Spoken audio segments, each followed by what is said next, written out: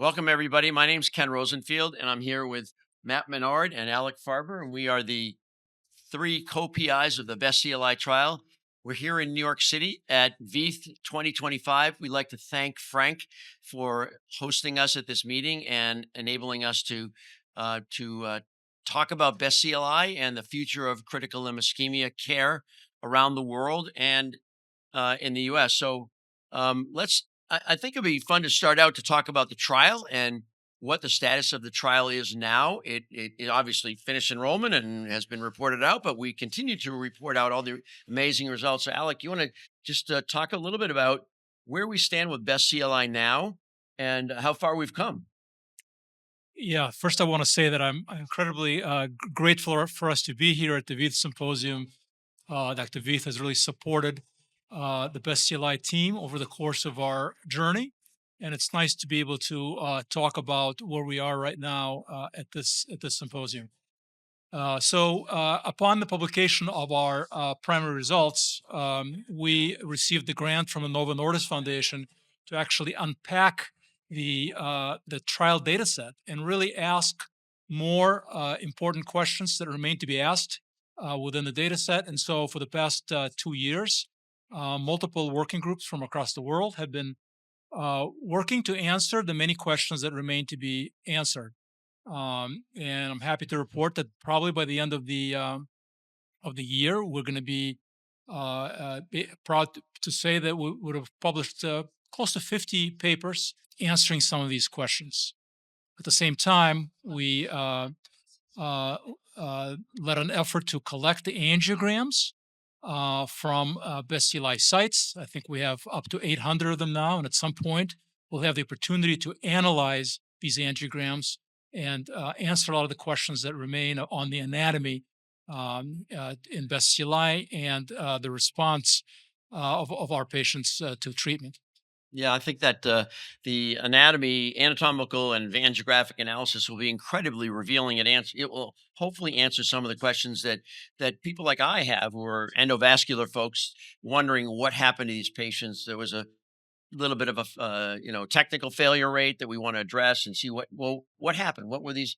What kind of patients were actually enrolled when it comes to the angiographic uh, configuration and so on. I think that it's a journey and it continues, and it's like the most robust data set that has ever been developed in the peripheral space. I think. Is that fair to say? Yeah, there's no question about it. This is a journey that we started 15 years ago, and it's really exciting for me, Kenny, to be on a journey with you and Matt with you, and it's been wonderful. And the beautiful thing is that when we started, there was not a lot of information out there, not a lot of science, not a lot of evidence base, and we believe that we've added significantly to the evidence base.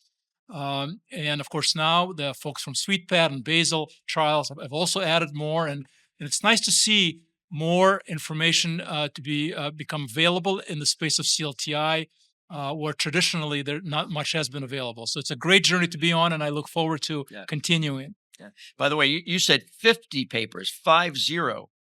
So I've never seen a. I've been a trialist for a long time. I've never seen a trial which produced 50 papers, which on a very robust data set. But obviously, there's a lot more to do. And Matt, maybe you could talk a little bit about where are we heading now? I mean, if Best CLI was a trial that happened, it sounds like it's still going. The journey still goes, and I know you have some amazing vision about where we should be heading and how to make this even more impactful and potent. Yeah, thanks, Kenny. And I'll just pile on thanking Frank and all the support that he's given us, and Enrico. And this meeting is fantastic in terms of being able to showcase everything we did. But there's so many things that the trial sort of did, and one of them is to get people to start talking and to start thinking kind of scientifically. And you know, we've talked many times about the evidence kind of base that underpins the world of oncology, you as a cardiologist, the world of cardiology. Our database, our data set is dwarfed by the amount of high quality, clinical evidence that comes out in those worlds. And so first and foremost, our goals are to catch up to those fields and to start to have the level of information that practitioners in those fields have at their disposal when they have a patient in front of them in their office. So that's our goal, and I think people are starting to appreciate that and recognize that, which has been different than the last 20 years. And so, to answer your direct question, we've kind of been fortunate to also get a little bit of money from Novo Nordisk Foundation to put together a group of engaged experts from around the world that are focused on CLTI, that kind of share this idea of, it's many things. If you're a patient on the cardiology service, you're going to get shunted into some trial. It's just the way the whole system is set up. It's not, will you be part of my trial? It's which trial will you be part of? And, you know, part of what we can do is just develop, there's so many unanswered questions. Best CLI was one discrete question. What's the best first step, open or endo, with critical limb ischemia? But mortality is an unanswered question. How much Yeah. perfusion do we need to heal a given ulcer is a question. Um, what does it mean to say something's a no option patient? That's a simple little concept, but we don't have the data to support that. So many. So it's, really our next set of goals are to marry the need with the enthusiasm of all of us on the heels of Best and Basil, as Alex said, and SweetPad. We now have a culture of RCTs that Yep. didn't exist. So Yeah. No, I think that's right. I mean, we created a momentum of scientific thought within the vascular community, which is great. And we've also actually, I think, brought together the community, the vascular community a little bit. I think that's been one of the byproducts of this. And maybe Alec, you could talk a little bit about CLI teams and multidisciplinary involvement. I mean, hasn't been perfect. It won't be perfect, but I think, these are baby steps that we take that will actually be able to enable us to serve our patients better. And maybe you could talk a little bit about that. Yeah, of course. Teamwork is really important, certainly in business and in medicine as well, and that's been shown in multiple studies. There has been in the past some disagreements between various specialists who treated patients with CLTI, and so when we organized BEST, we pushed very hard to ensure that folks in various specialties at every given site worked closely together as part of CLTI teams. And it was really hard for us to do that. And at some sites, we were more successful than others.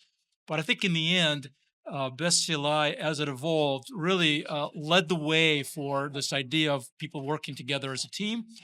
Recently, we published a paper in the Journal of Vascular Surgery that actually showed that CLTI teams in the BEST trial actually patients did better when they were treated at sites where CLTI teams existed, which again supports this idea that has been published by others that in fact having a CLTI team is really important, and we need to support that. Yeah, there's a great quote from the Institute of Medicine about multidisciplinary teams and how they improve care for our patients.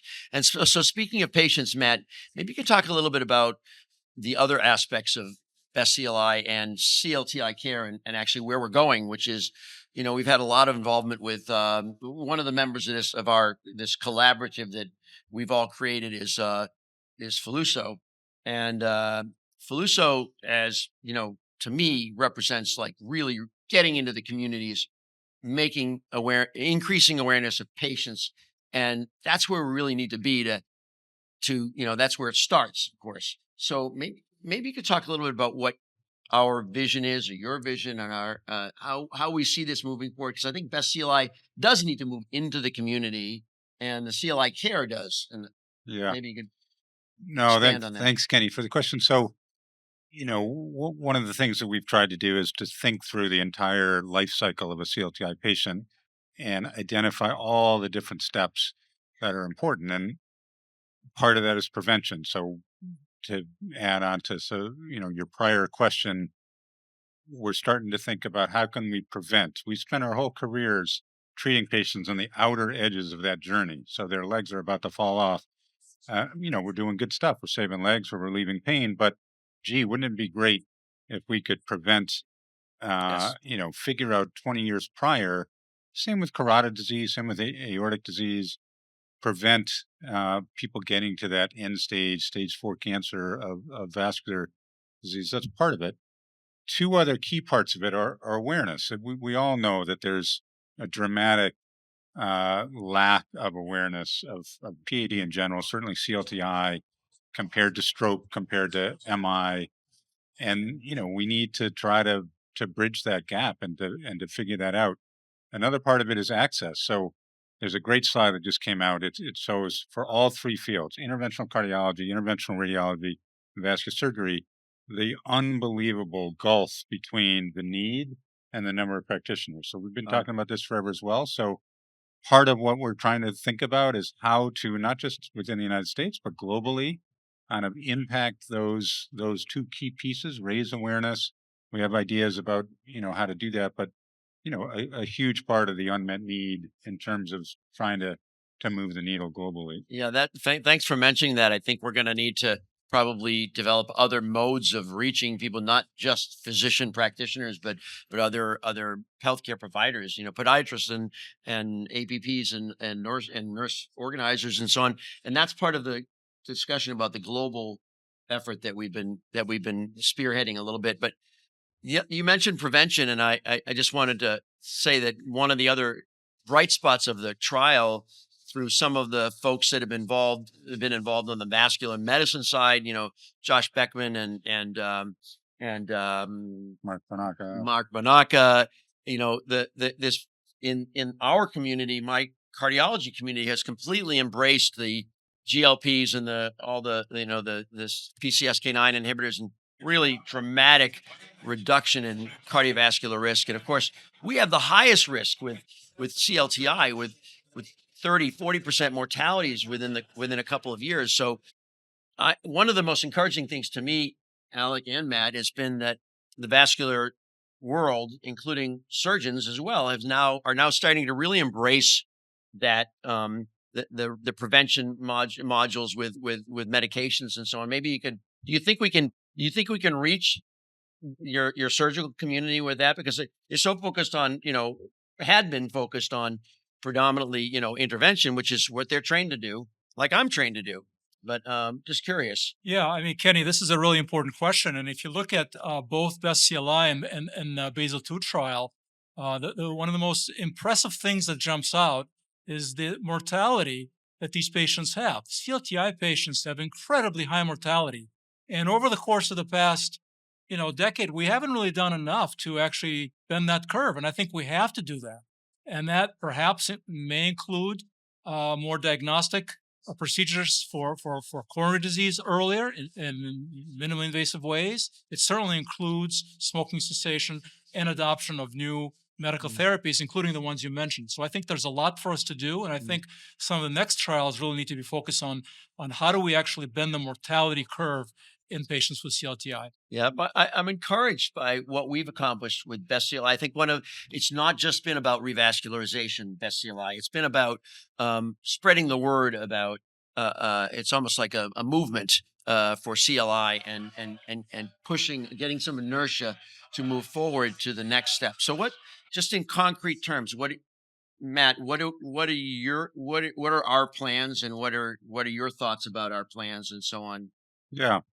Well, we've sort of obliquely referenced it, but we're trying to formulate and get off the ground a collaborative, the core of which are the folks that we mentioned, but ultimately the vision is to have it ultimately be involve anyone who's interested in CLTI care, and there's so many areas to expand. Number one is we've been deadlocked in this open endo tug of war forever. And I think one of the many outcomes of the trial is to attempt to get beyond that. So we have all these other needs. You mentioned medicine. So there's so many medicines now that impact both MACE and male. And so in the world of personalized medicine, the obvious goal is to figure out not everyone needs all these medicines. So which patients need which medicines, Xarelto, or obviously statins are the cornerstone, but PCSK9 inhibitors or GLP-1. So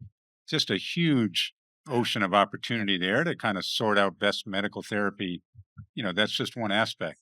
And then figuring out there's a concept in the COVID world of a strategy trial. So during COVID, they took 9 different treatments for COVID, and they enrolled them in a trial. And if you failed to perform, you kind of got knocked out of the trial. So at the end of the trial, you were left with the most effective strategy. So endo is sort of screaming for that. How can we not figure out, of all the different weapons that we have in the endo world, figuring out Yeah. which combinations of which are the most effective? Drug elution plus, so and so plus so and so. So Yeah.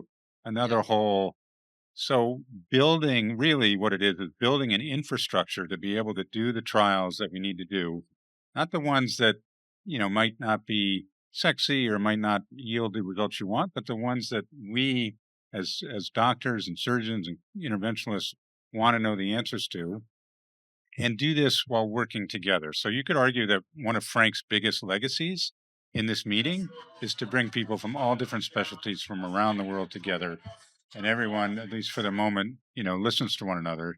So we need to do, much more of that and figure out how to work together to train Yeah. the next generation to be able to do all the stuff that the data is showing. Yeah, I think that was really well said. And again, thanks to Frank for bringing together the vascular community writ large and making us all feel welcome, like we're here for a purpose. These are really challenging patients. Vascular patients in general are extraordinarily challenging, and CLI patients, they're amongst the most challenging. And we really won't get to the goal line of reducing mortality, reducing limb loss, and improving quality of life unless we work together. So maybe on that note, any last comment you'd like to make, Alec, and then Matt, and then we'll Yeah, close. absolutely. I think that we started this journey, and the journey needs to continue. There's a lot more work to do. We got to get people on board, a lot more questions to answer, a lot of more ways to improve the care for these patients. And I look forward to continuing on this journey.